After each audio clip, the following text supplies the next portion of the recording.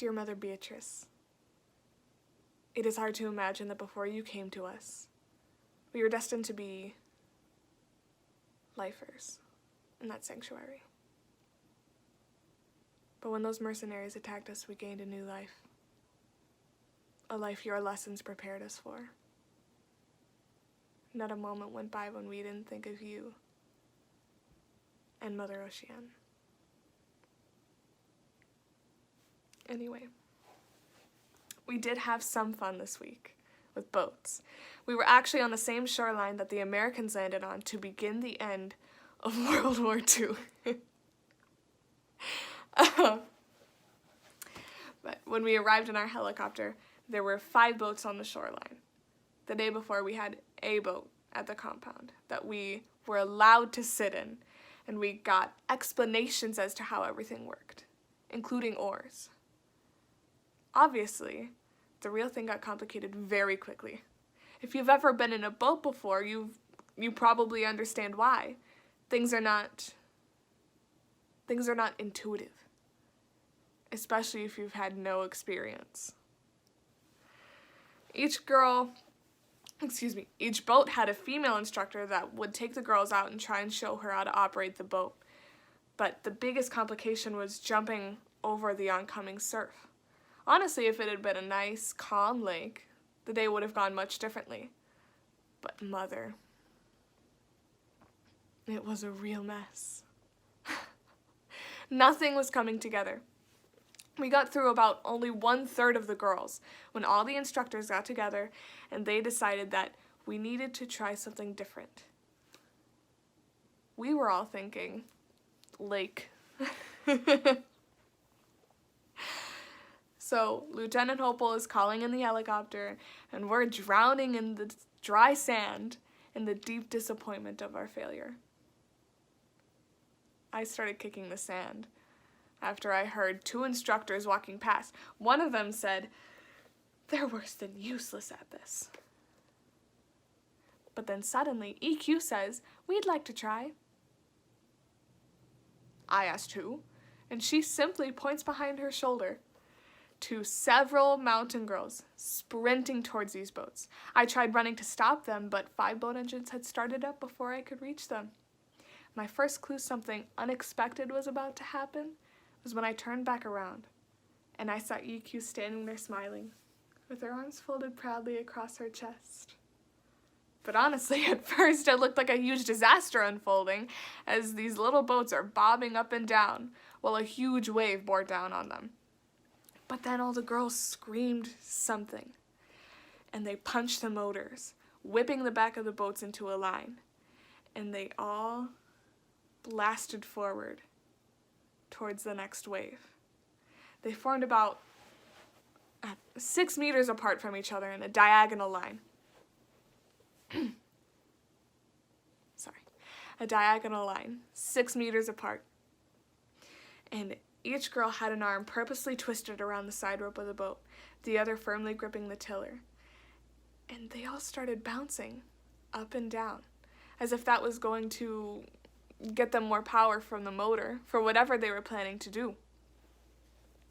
As the first wave was upon them, the first girl cuts into it, flies over the top, and disappears over the backside.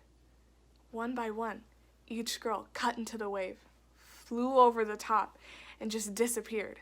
But as the last girl got to the top, her boat snapped to the left and almost flipped over before getting over the top and crashing on the shore in this deafening roar that made us all remember how much we loved dry land.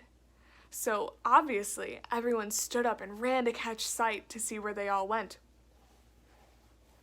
And as the wave finally broke, we saw black as wind-blown tufts of coal hair danced in the wave tops, as these beautiful mountain girls blasted through in full formation, ready to catch the next wave. Even over the sound of the surf, you could hear them squealing with this excitement that left everyone else confused.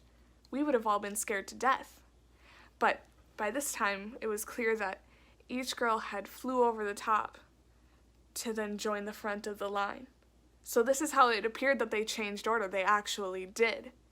as if they didn't already show off, this one girl breaks formation and she heads toward this really tall wave. And just as she reaches the top, her boat spirals twice. We think this girl is in trouble, but everyone else is, all the other mountain girls anyway, are cheering and waving and egging her on. Why do you say eggs anyway? Anyway. So her boat spirals twice and just about flips over, but she disappears right over the top. And just then, the helicopter that Lieutenant Opal called was coming in for a landing.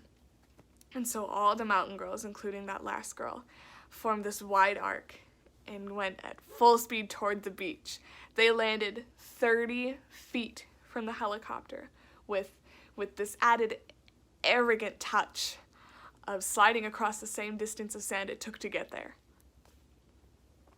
You know what happened then. A major girlgasm was underway as everyone was cheering and laughing, and all of the instructors were standing there completely stunned. And EQ runs up beside me, and Lieutenant Hopel comes on over to listen too. EQ says, "Yeah, on Malaysia they made us run drugs and supplies out to pirate ships because we were expendable. And with the rival warlords and snipers and Polis Daraja, you didn't live very long if you didn't have some skills." Of course, I talked to Lieutenant Hopel later, and we decided that if we needed any boating skills, the mountain girls can simply do it. So then we would only have to learn the basics.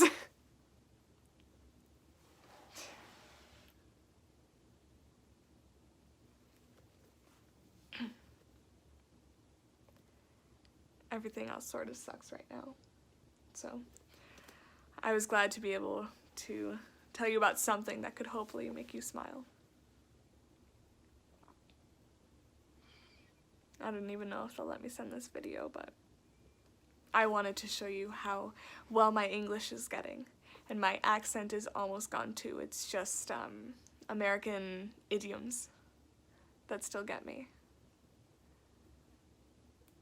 But video files are long and the easiest to track, so after everything, we don't want them to find out where you are. Your loving daughter, Angelic.